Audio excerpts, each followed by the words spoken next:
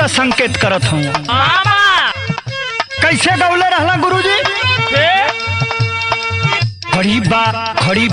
खड़ी बा सुनो हमारे गोरिया के बैठ जा।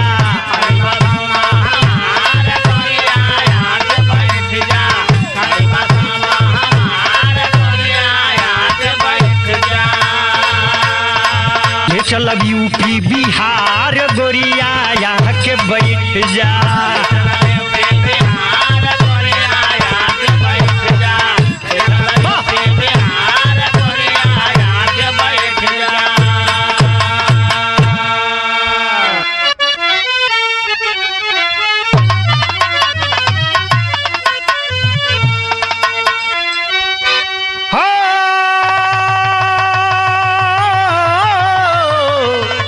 चौरिया हो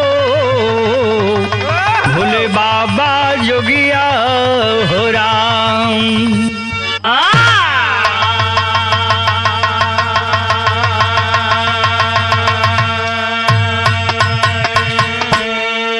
आई भैया मैं बिरहा लोकगीत गायक कलाकार राकेश यादव पप्पू पुनः आज नटराज स्टूडियो में सामाजिक चित्रण, समाज को आईना दिखाने के मकसद से, समाज को सचेत करने के मकसद से वो दर्दनाक कांड जो हाल फिलहाल में घटल है घटना आप लोगों के बीच में बिरहा के माध्यम से प्रस्तुत करे जा रहल बनी। रिकॉर्डिंग स्टूडियो में बैठल बड़ा अंकुर भैया जेकरे देख रेख में ई बिरहा का रिकॉर्ड चल रहल बा। आप सुन रहल हैं ई बिरहा दिलवाले बिरहा म्यूजिक बैनर तले हमेशा की तरह हमेशा बनौले रही, लेकिन भूमिका के लाइन में कवि जी लिखत हुआ का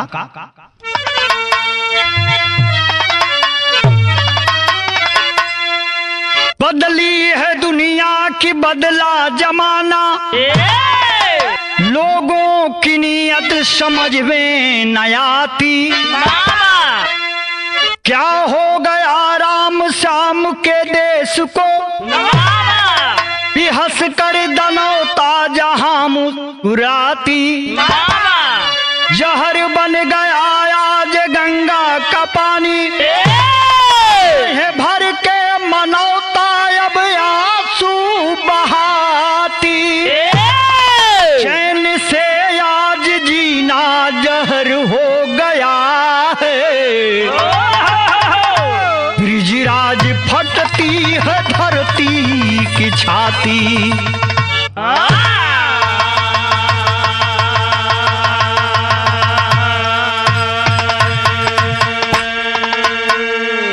उस परवरदिगार आलम से सवाल कभी का है कि बदली है दुनिया की बदला जमाना, लोगों की नीयत समझ में न आया। क्या हो गया राम श्याम के देश में, हंस कर दानवता क्यों आज मुस्कुराता।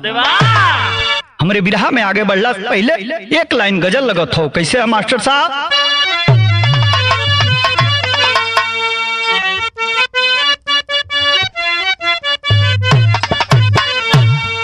अरे मेरे महबूब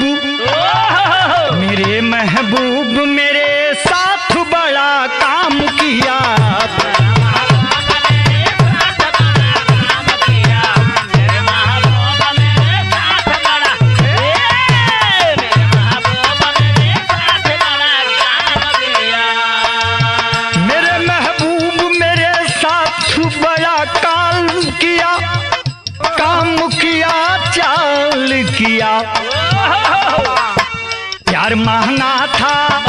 प्यार महंगा था झोली में गमी नाम दिया। प्यार महंगा था झोली में गमी नाम दिया। प्यार महंगा था झोली में प्यार महंगा था झोली में गमी नाम दिया। बिरहा प्रेमी आप लोगों के मन के गुदगुदावे बदे गजल का लाइन रहल, लेकिन बिरहा में डूब के कभी लिखत हुआ भाव कितना सुंदर कैसे? जुल्म के चोट से, अरे जुल्म के चोट से मनौता है लाचार हुई। जुल्म के चोट से मनौता है लाचार हुई। जुल्म के चोट से मनौता जुल्म के चोट से मनौता है लाचार हुई। जुल्म के चोट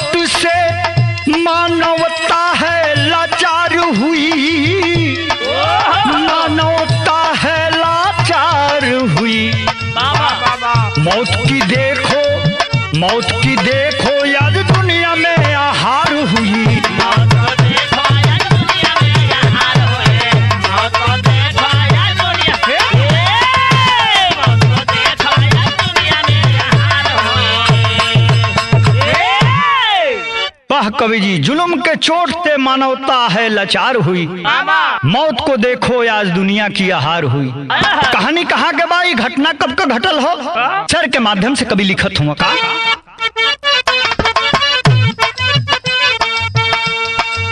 आबरू अपनी यार सबको प्यारी होती है, मगर गरीब की किसी शक्कर के रोती है।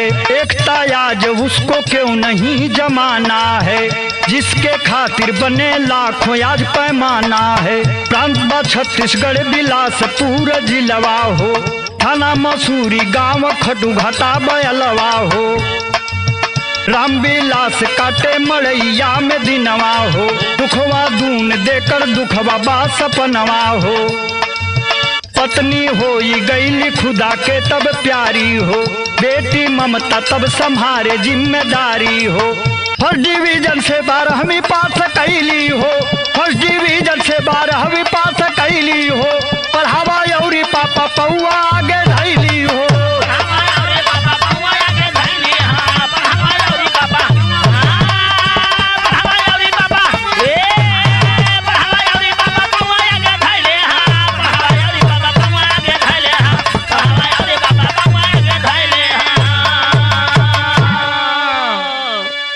ए भैया प्रांत छत्तीसगढ़ बिलासपुर थाना मसूरी गांव खटू घाटा का ही बात हो।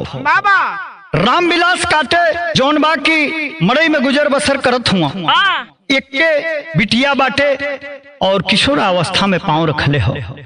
फर्स्ट डिवीजन से पास कैले बा, 75% मार्क आइल हो। 12वीं पास कैला के बाद पिताजी कहत हम कि बेटी हम इतना गरीब बारे कि तोहर कपड़ा लत्ता और शादी ब्याह के बारे में सोची कि तोह के हम पढ़ाई, हमारी बस का नहीं खे कि हम तोके पढ़ा पाई। घर परिवार चलावे खातिर और तोहरा शादी करे खातिर बड़ा पैसा का जरूरत होला। ए बाबू पढ़ाई छोड़ दिले, लेकिन घर में बैठल बिया और मनवा में चलत कि पापा इतना मेहनत करतन, राती राती का आवत हुआ पाथर काट के मजदूरी करके। काहे न पापा के कदम में कदम हम मिलाई। बिरहा में आगे बढ़ला से पहले एक लाइन तर्ज लगत हमार साहब कैसे।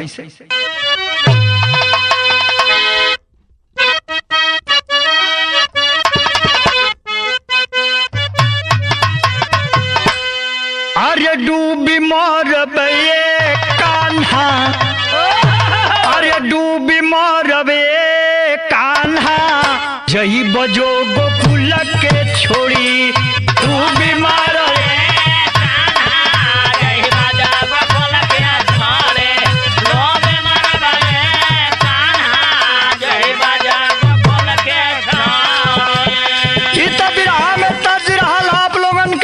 गुदगुदावे बदे, लेकिन भाव लिखत हुआ उस समय का मौके का बात कवि जी का। पापा समझाई को है, पापा समझाई को है, बिटिया से बतिया हो।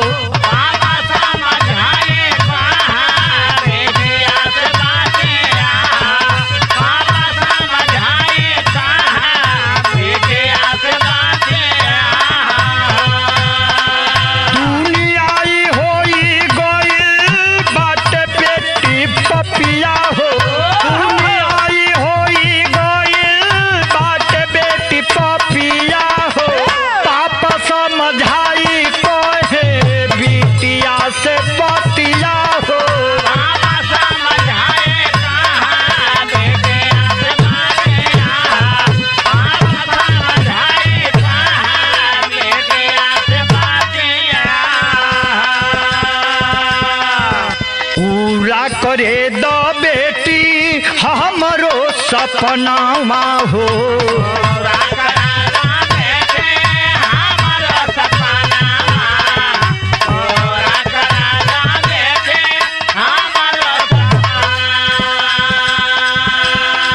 चोर के हो बोझा उतरी करे द तनावा करे द कन्या दानवा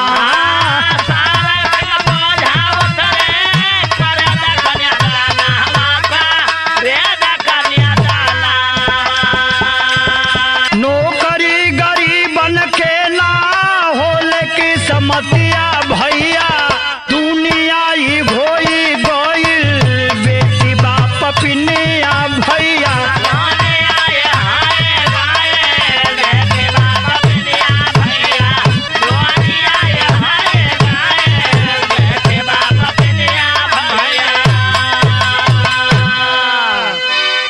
ए भैया पापा समझाओ तुम कन्या दान करके हमके अपनी सर का बोझा उतारे द बेटी रहे द बहुत पढ़ ले हलू दुनिया के समझे भर के पढ़ाई तुहार हो गई है मानत तानी की मेधावी छात्रा बाड़ू लेकिन हम का करी हमारे सामने मजबूरी है। बिटिया कहती क्या है विरहा में आगे बढ़ला से पहले तर्ज बदल गई।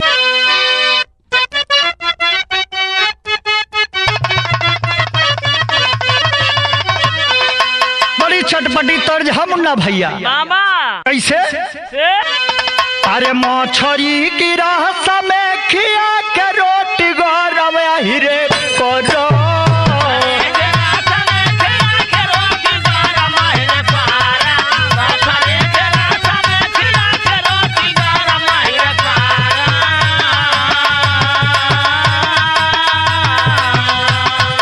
मछरी की रस में खिया के रोटी गरम हिरे करो दास दयालु पंडित जी के धर्म हिरे करो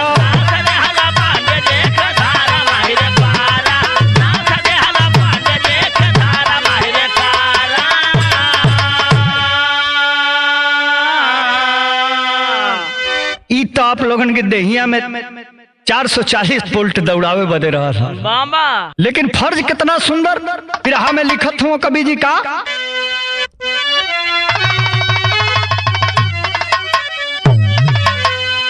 अरे नीक लागल तो पापा जी के बतिया जी दियाई बिटिया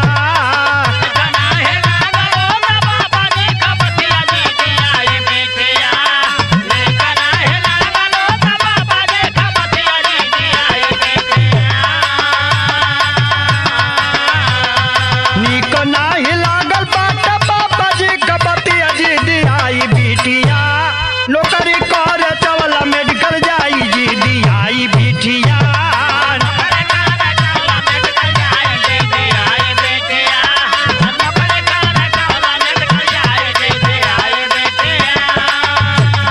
ए भैया बिटिया कहतिया कि पढ़ाई हमार रोका तारा पैसा की वजह से गरीबी की वजह से हम भीमराव अंबेडकर जी का अनुयायी हैं उनके माने वाला हैं हम हिम्मत ना हारब उतना गरीबी से उतना तरह का विद्या हासिल कर लेना तो हम बीए ना कर सकता नहीं। ए बाबू बगलिए में चावला मेडिकल दवाई का दुकान रहल वही में जाके काम मंगले बा 7 बजे से 5 बजे तक का ड्यूटी मिलल है कुछ पैसा मिलता वही से कॉपी किताब प्राइवेट नाम लिखवा के और लिया के घर में तैयारी करत हो लेकिन अंतरा में कभी लिखत हूँ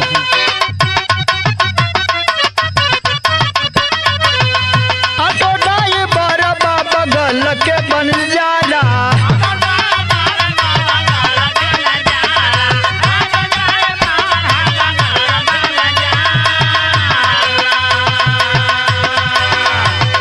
लियावे ले जाए खातिर बनले सहारा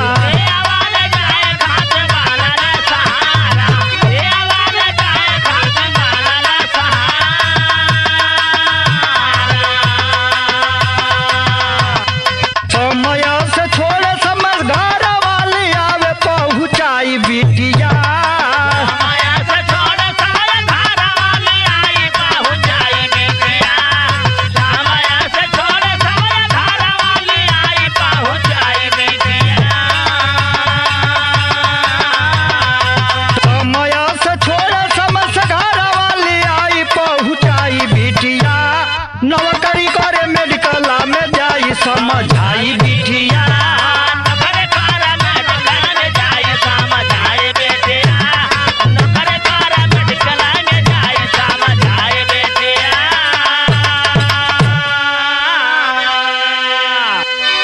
पापा जी को भी विश्वास में ले ले। पापा जी के कदम से कदम मिलाने का हौसला अब जाहिर करती है। पिताजी तैयार हो जाते हैं बाबू। 7 बजे से 5 बजे तक जाके वही दवाई मेडिकल स्टोर पर अंग्रेजी पढ़ लही रहल, काम करत बिया। वही के बगलिया में कएगो जौन बाकी मनचला बंजारा जाति का ऑटो ड्राइवर रहल, जौन बाकी उल्ले के साझी सुबेरे पहुंचावता, लियावता, ले जाता। एगो रिश्ता कायम हो गई। डिमांड कर दिया है, लेकिन हमारे बिरहा में आगे बढ़ला पहले तर्ज बदलत हो।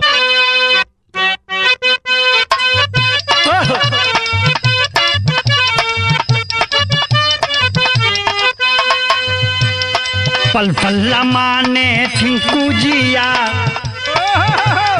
पल पल माने टिंकू जिया, इश्क का मंजन घिसे है पिया।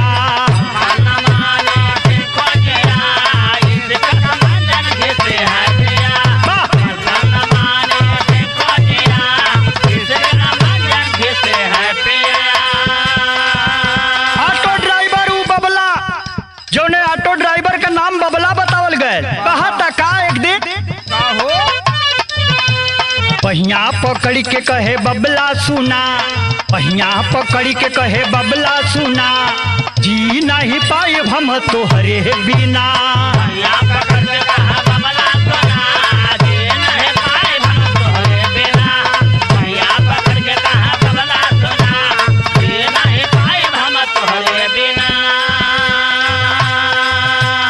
चुलली हो ममता ऐसन जिकरवा, थोड़ा थोड़ा जोड़ी दिहली झट से थापरवा।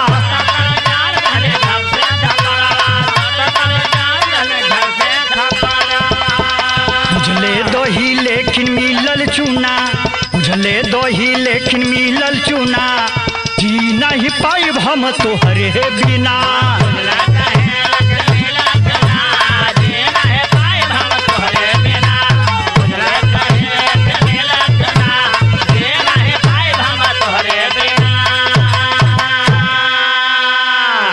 आँख गड़ौले रहल बबला ऑटो ड्राइवर।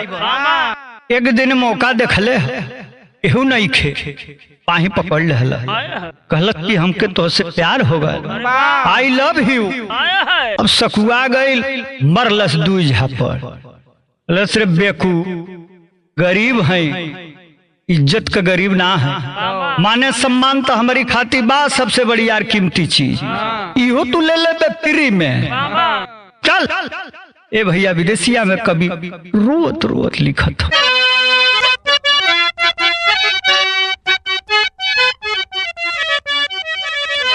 अरे ममता लाचार भैली, 2-4 दिन नहीं अली, अकिनली आवे जाए के पुरान साइकिलिया। साइकिल से जाए लगली, हिम्मत देखावे लगली, अब बलाओ पापी तब लगावे ला किलिया।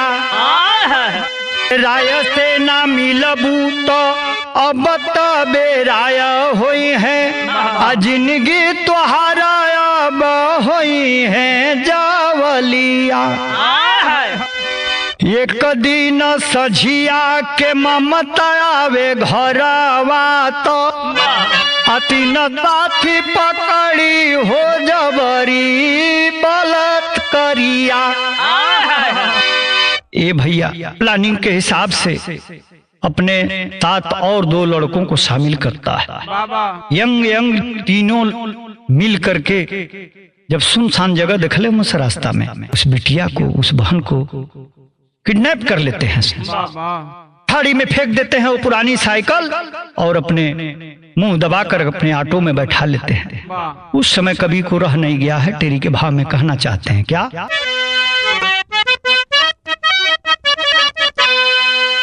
मानवता तब लाचार हो गई, बृहस्पति दानवता देख ठका मारी। अरे हो मार मानवता तब लाचार हो गई। बेहस पड़ी देख जनौटा ठहका मार। ये भैया कुकर्म का जय जय होता, वही बतिया के लिखत हुआ कि मानवता इंसानियत शर्मसार हो रही है बाबूजी। कहना बा मास्टर साहब तरंगा के भाव में का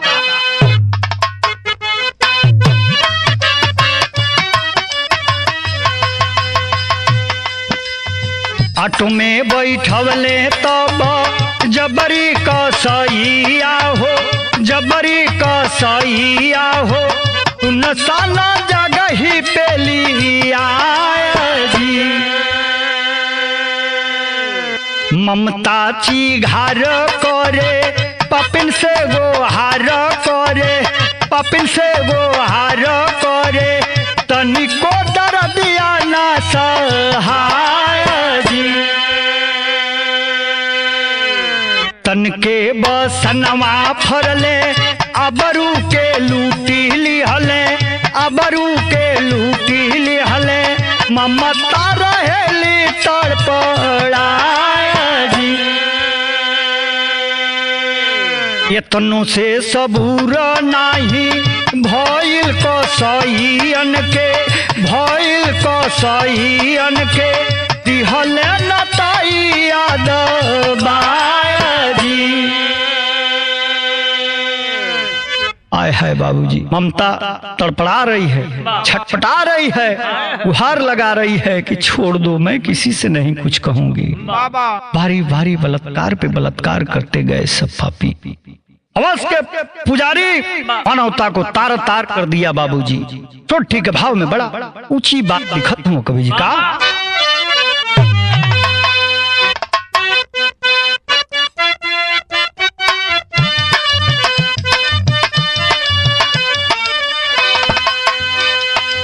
संघ के उ सखियारी ना कुबल ऐली भवाना वायर कुबल ऐली भवाना।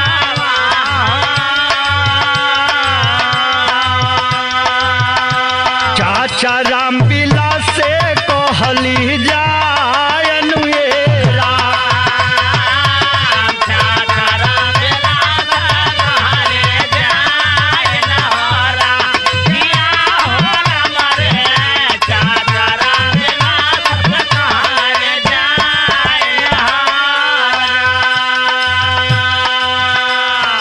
संगवे का कला खेलो रीना कुबल के केहू बतौले बा कि ममता मृत अवस्था में वहाँ अंतिम सांस ले दिया।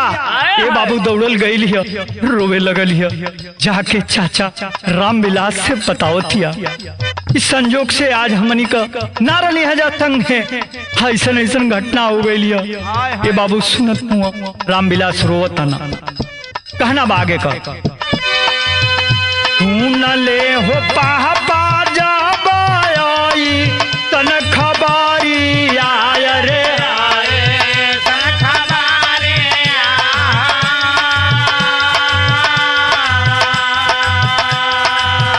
सुन ले हो पापा जब आई तन खबारी आय रे आई तन खबारी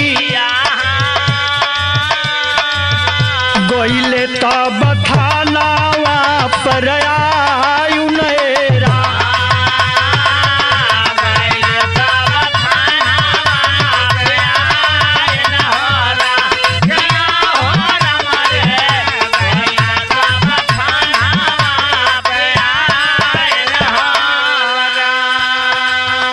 और शासन अपना जब जाली या बिछावले अरे जाली,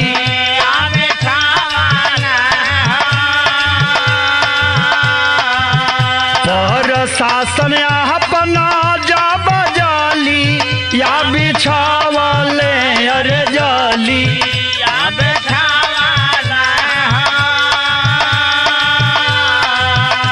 दूसरे दिन गईले पकड़ायु नेरा।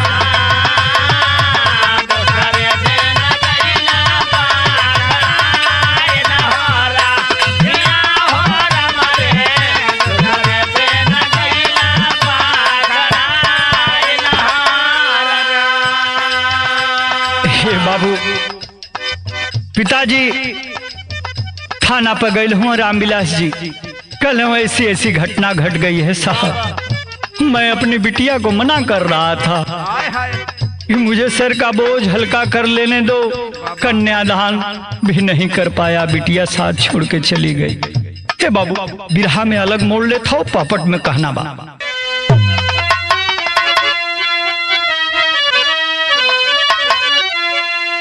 अरे पूछे प्रशासन पापी करे बयानवा तहिया थनवा में, उनके कापल सब ही के बदनवा तहिया थनवा में।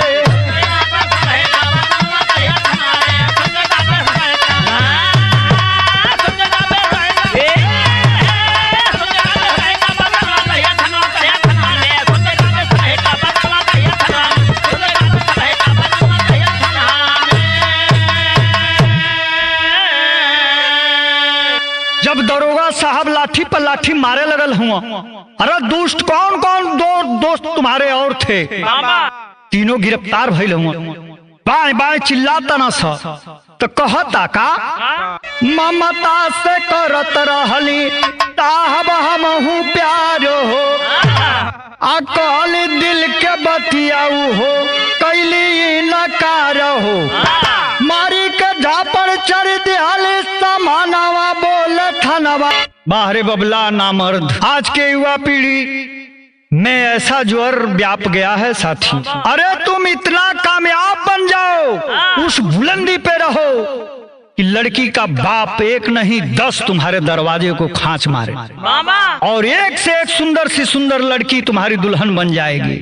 एक घिनौना काम करते हो, कहते हो कि मैं मर्द हूँ, मर्द जात से हूँ, तुम्हारे से तो अच्छा हमारे देश के किन्नर है, वो भी अपने मानवता और इंसानियत को बखूबी निभा लेते हैं। आल्हा के भाव में कहना बा मास्टर साहब।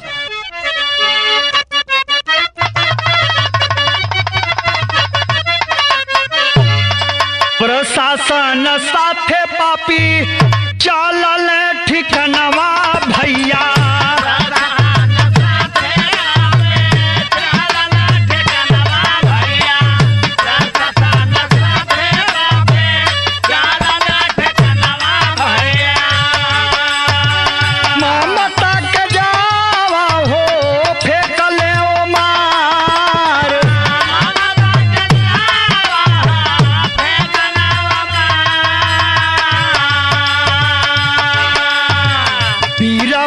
झड़िया में पड़ल बाट लसिया भैया,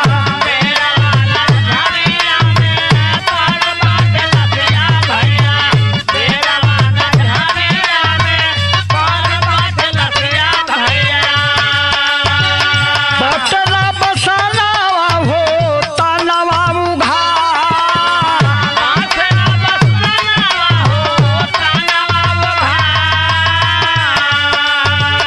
बिटिया के लसिया देख के सभे घबरैले भैया,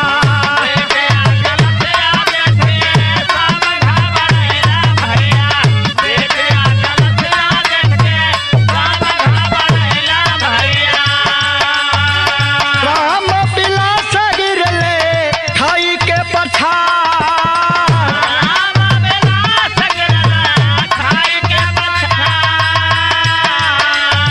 चील बंद लाश तब चीर घर गईली भैया,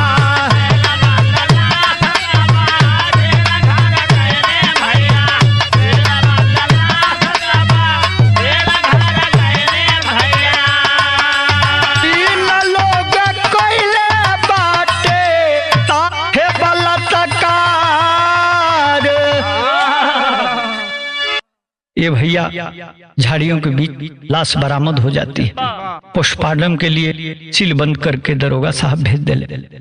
लेकिन हायरे जमाना, हायरे कुकर्मी, काले कमीने सुधरने का नाम ही नहीं ले रहे हैं सब। वो पिता वो लाडली बेटी हमेशा हमेशा के लिए मौत के गोद में सो गई साथी। बिरहा सुने वाला प्रेमी, बिरहा श्रोता दर्शक, आप लोगों से ये बा हमनी का ये प्रयास रहेला कि कोनो सच्ची घटना आप लोगों के बीच में ये लिए भेजी ला जा कि इससे कुछ सीख लेके सचेत होके का काम, कि ऐसा फिर घटना न होके सतर्क हो जाइला का काम बा। कहे कि कुकुर हर हर मोड़ पर 2-4-10 गो मिली हैं। खड़ी के भाव में कहना बा मास्टर साहब,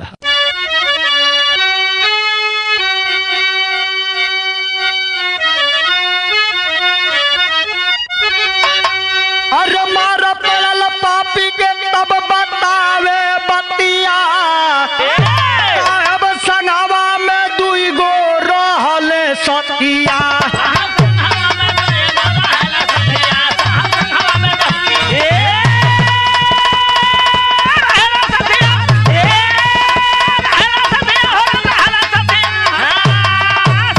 तब गैल पकड़ाई, उमर कैद कोट तीनों जानी के सुनाई। अरे कैसे जिंदगी बीती राम बेलास बहावे जतिया, साहब संगवा में 2 गो औरी रहले सथिया। जद्दू जन्नत में आस बहाए, अरे अम्बेडकर के अपनों का भारत कौन रूल अपनाए हो, अरे मानवता तब लाचार हो गई,